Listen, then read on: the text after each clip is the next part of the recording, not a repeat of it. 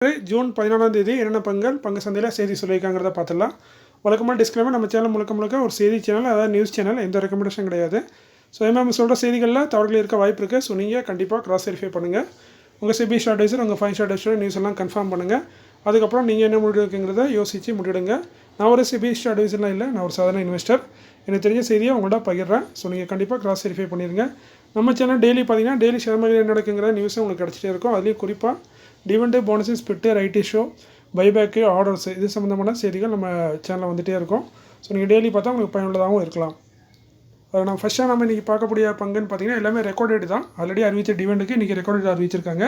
அதில் ஃபஸ்ட்டாக பார்க்குறது Ujjivan small finance bank limited. 49 ரூபா கரண்ட் பேஸு, ₹1.50 டிவிடெண்ட் அறிவிச்சிருந்தாங்க ஆல்ரெடி. ஸோ இதற்கான ரெக்கார்ட் டேட்டை வந்து இன்றைக்கி அனௌன்ஸ் பண்ணியிருக்காங்க கம்பெனி. 12 ஜூலை தான் ரெக்கார்ட் டேட்டு. ஸோ டிவிடெண்ட் பார்த்தீங்கன்னா கிட்டத்தட்ட 3% வருது. நல்ல ஒரு டீசனான டிவிடெண்டு. வருஷத்துக்கு ஒரு தடவை இல்லை 2 தடவை கொடுக்கறதுக்கு வாய்ப்பு இருக்குது டிவிடெண்டு. செக்டர்னு பார்த்தீங்கன்னா அதர் பேங்க்கில் இருக்காங்க. Ujjivan small finance bank. Sinclairs hotels limited 117 ரூபா கரண்ட் ப்ரைஸு, ₹1 டிவிடெண்ட் வச்சுருக்காங்க. ஒரு ஷேருக்கு கரண்ட் ப்ரைஸ்க்கு டிவிடெண்ட் 3/4% வருது. இதற்கான ரெக்கார்ட் டேட் வந்து 11 ஜூலை 2024. செக்டர் வந்து ஹோட்டல் அண்ட் ரெசார்ட்டில் இருக்காங்க. வருஷத்துக்கு ஒரு தடவை டிவிடெண்ட் தராங்க. அப்பல்லோ டயர்ஸ் லிமிடெட் 476 ரூபா கரண்ட் ப்ரைஸு, ₹6 டிவிடெண்ட் ஆல்ரெடி அறிவிச்சிருந்தாங்க.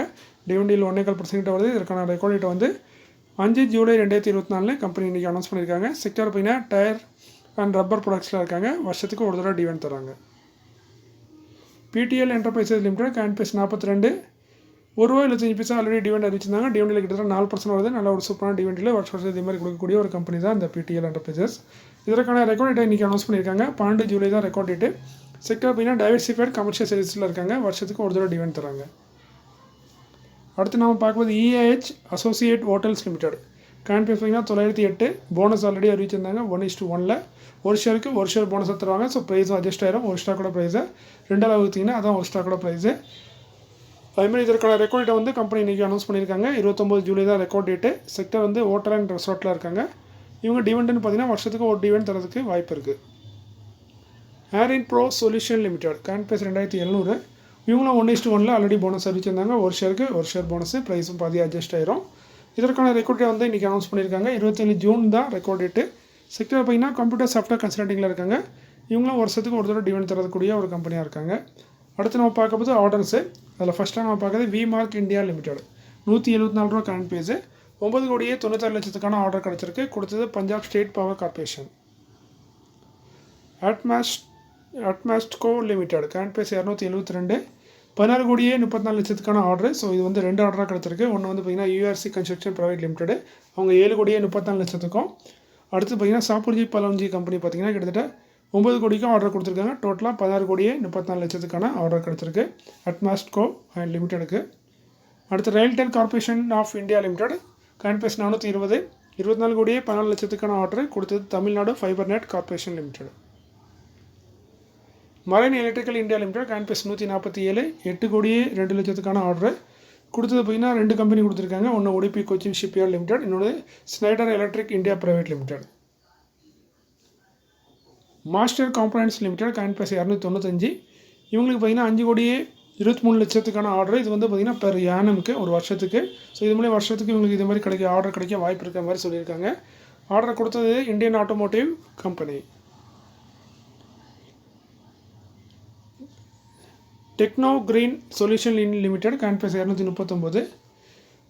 இவங்களுக்கு ஆர்டர் கிடச்சிருக்கு. 2,06,00,000 ஆர்டர். கொடுத்தது மகாராஷ்டிரா பொல்யூஷன் கண்ட்ரோல் போர்டு. அடுத்து நம்ம கடைசியாக பார்க்குறது அன்சுனி கமர்ஷியல் லிமிடெட் கரண்ட் பேஸ் ₹1.44 ஒரு பெனி ஸ்டாக்கு. இவங்களுக்கு வந்து லெட்டர் ஆஃப் இன்டென்ட் கிடச்சிருக்கு. ஆக்சுவலி இது இவங்களுக்கு கிடைக்கும் நினைக்கிறேன். இவங்களோட ஒரு சப்சிடரி கம்பெனி தான் நைப் ஆர்டன்ஸ் குளோபல் லிமிடெட். இது உங்கள் சப்சிடரி கம்பெனி ஃபாரினில் இருக்குன்னு நினைக்கிறேன். அந்த கம்பெனி தான் இந்த ஆர்டர் கிடச்சிருக்கு. ஸோ இதில் மதிப்பு 682,15,00,000. ஸோ நல்ல ஒரு ஆர்டர் மாதிரி தான் தெரியுது. நல்ல ஒரு பெனி ஸ்டாக்குக்கு. எதுக்கு இந்த நியூஸை நீங்கள் ஒரு தடவை கன்ஃபார்ம் பண்ணிடுங்க, தவறுகள் இருந்தாலும் இருக்கலாம். அடுத்து பார்த்தீங்கன்னா investor growth and securities limited current base பார்த்தீங்கன்னா ₹2.70 ரைட் இஷ்யூ கொடுக்கறதுக்கான வாய்ப்பு இருக்க மாதிரி சொல்லியிருக்காங்க கம்பெனி. அது வர ஜூன் 25ஆம் தேதி ஒரு கமிட்டி மீட்டிங் இருக்குது. அதில் வந்து ரைட் இஷ்யூவோட price, ratio, opening date, closing date, record date இந்த மாதிரி அனௌன்ஸ்மெண்ட் பண்ணதுக்கு வாய்ப்பு இருக்குன்னு சொல்லியிருக்காங்க. ஸோ ஸ்டாக்கை ஹோல்ட் பண்ணுறவங்க இந்த ரைட் இஷ்யூ பொறுத்த வரைக்கும் நம்ம ஃபாலோ பண்ண வேண்டியது நம்ம கடமையாக இருக்கும். ஏன்னா மற்றபடி டிவெண்டு, போனஸு, ஸ்பிட்டு, ரைட் இஷ்யூ இதெல்லாம், பைபேக்கு இது எல்லாமே டிவெண்டு, போனஸு, ஸ்பிட்டு இந்த மாதிரி விஷயங்கள் ஆட்டோமேட்டிக்காக நடக்கும். பட் இந்த மாதிரி ரைட் இஷ்யூ பைபேக்கு இதுக்கு வந்து நம்ம அப்ளை பண்ணால் தான் உண்டு, இல்லைனா அது நடக்காது. ஸோ ரைட் இஷ்யூவில் நம்ம பங்கு பெறலைன்னா நமக்கு லாஸ் வரவும் வாய்ப்பு இருக்குது. ஸோ ஒன்று நம்ம ரைட் இஷ்யூவில் பார்ட்டிசிபேட் பண்ணணும், அதாவது நம்ம ரைட் இஷ்யூவில் போய் நம்ம குறைஞ்ச ரேட்டில் ஷேரை வாங்கணும். அப்படி இல்லைனா நம்ம ரைட் இஷ்யூ என்டர்டைன்மெண்ட்டை சேல் பண்ணணும், இல்லைனா நமக்கு தான் சின்னதாக லாஸ் ஏற்படும். ஸோ இந்த ஸ்டாக் ஹோல்ட் பண்ணுறவங்க நீங்கள் தொடர்ந்து பாருங்கள். 25 ஜூனுக்கு அவங்க அனௌன்ஸ் பண்ணதுக்கு வாய்ப்பு இருக்குது. ஸோ இன்றைக்கி இந்த வீடியோவில் இவ்வளோ தான். மீண்டும் ஒரு நல்ல காணொளியில் உங்களை சந்திக்கிறேன். இப்படிக்கு உங்களில் ஒருவன். நன்றி, வணக்கம்.